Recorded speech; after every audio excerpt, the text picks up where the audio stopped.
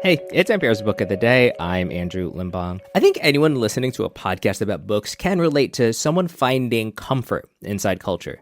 TV writer and podcast host Ira Madison III has a new book titled Pure Innocent Fun. It's a part memoir, part cultural criticism about retreating from the world around him into music, movies, and TV shows. And he talks to NPR's Juana about what these cultural artifacts provided him, a gay black kid growing up in a place where there weren't many other kids like him around. Entertainment, sure, but also a way to connect to other people. That's ahead. This message comes from Schwab. At Schwab, how you invest is your choice, not theirs. That's why when it comes to managing your wealth, Schwab gives you more choices. You can invest and trade on your own. Plus, get advice and more comprehensive wealth solutions to help meet your unique needs. With award-winning service, low costs, and transparent advice, you can manage your wealth your way at Schwab. Visit schwab.com to learn more. Ira Madison III's new memoir practically explodes with pop culture references, from the Mighty Morphin Power Rangers to Lil' Kim. You got it going on.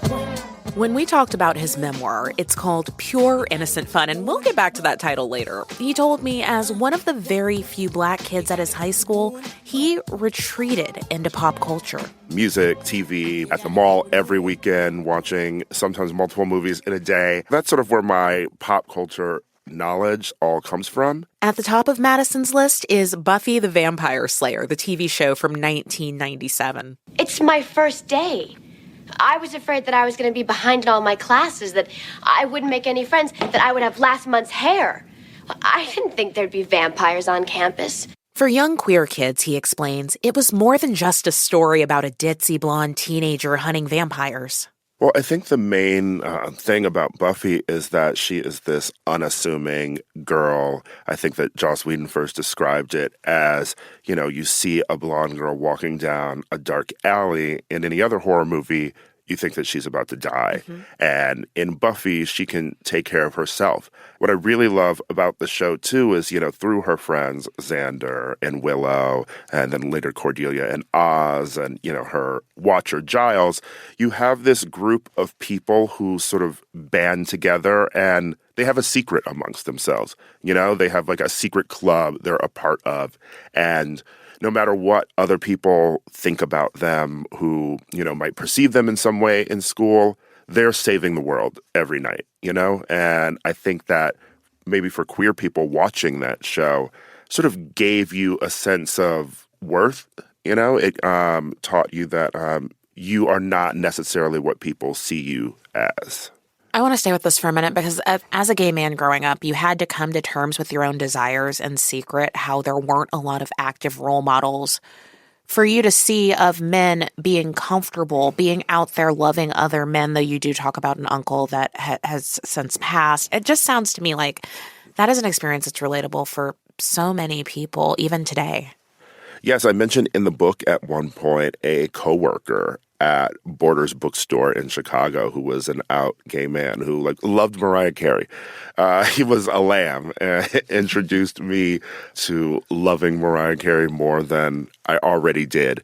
I think that was one of those first people that just made me feel comfortable in my own skin, made me feel like I could speak the way I wanted to speak. I didn't have to code switch. I didn't have to watch my mannerisms around him. And I think that was incredibly helpful to me as a college student in Chicago. And I didn't experience that until freshman year of college, It's not until that point when you're in college that you start really coming out to close friends, as you describe in the book. And something that stuck with me is you said that even though you were coming out and taking this big step and starting to open up to some of your friends, that it still felt like a cliff. It still felt like the end of your world. Can you tell us why? I think that once you are coming out to people who you are close to, there's this thing that I feel like people, particularly my millennial age group, thought that college is where everything sort of changes, if you just get to college and you can come out freshman year, you can be who you want to be. But when you do that, it's usually with your friends.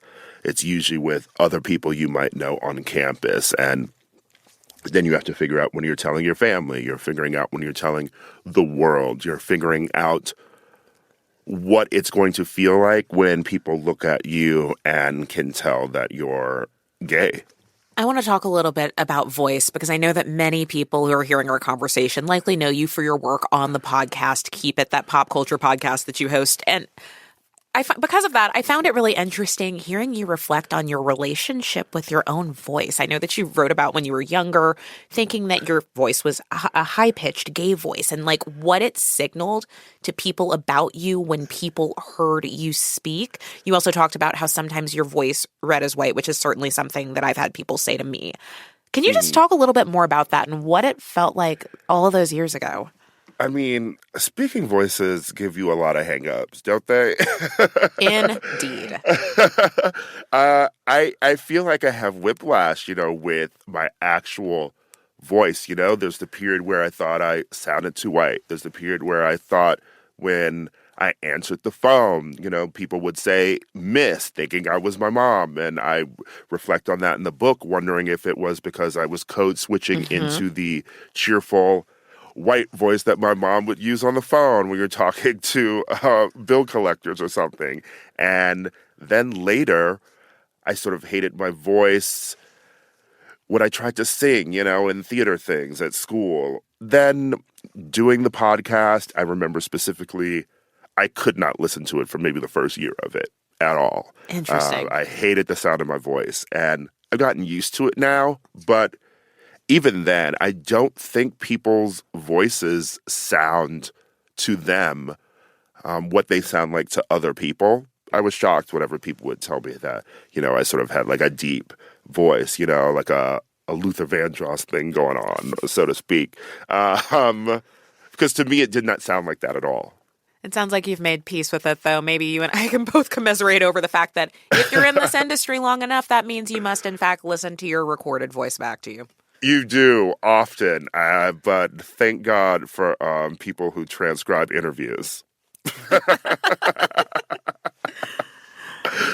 When we have these conversations, we often start by asking an author about the title of their book. But I wanted to end with this because it is derived from a quote by one of the queens of reality TV. I am a huge Real Housewives of Atlanta fan. Yes, your book is pure, innocent fun. Tell us where you got the title from. So the title comes from the first season of The Real Housewives of Atlanta, where she's making fun of Kim Zolciak singing, as she often did on that series. And then Kim gets mad at her. They have this fight. And during a confessional, Nene is shocked that Kim would be upset with her. And she says, it's just unfortunate that people could change something that was just pure innocent fun into drama. Pure innocent fun into drama. One, that was a meme that I share all the time with my friends. And so it's a phrase that has always stuck with me. But when I was thinking about a title for the book, I was just thinking about the fact that, sure, nostalgia, it seems like pure innocent fun. You're looking back on your childhood, you're remembering things fondly. And then once you dig a little bit deeper, you see your anxieties, you see your fears, you see the traumas there. And I think that reflects the process that everyone has of remembering anything from their past. Ira, thank you so much. Thank you for having me. We've been speaking with Ira Madison III. His new collection of essays is Pure Innocent Fun.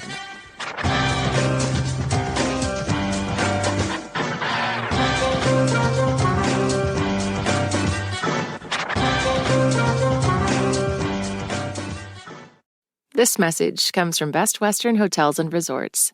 If you love a good podcast, then you must love a good story. And the best stories start with a great trip. That's where Best Western comes in. Whether you've been planning a getaway for weeks or just got the itch to go, Best Western has you covered with over 4,000 hotels worldwide. Wherever your story takes you, make it memorable. Life's a trip. Make the most of it at bestwestern.com. This message comes from Warby Parker. What makes a great pair of glasses? At Warby Parker, it's all the invisible extras without the extra cost, like free adjustments for life. Find your pair at warbyparker.com or visit one of their hundreds of stores around the country. This message comes from Bombas. Their slippers are designed with cushioning, so every step feels marshmallowy soft. Plus, for every item purchased, Bombas donates to someone in need. Go to bombas.com/NPR and use code NPR for 20% off your first order.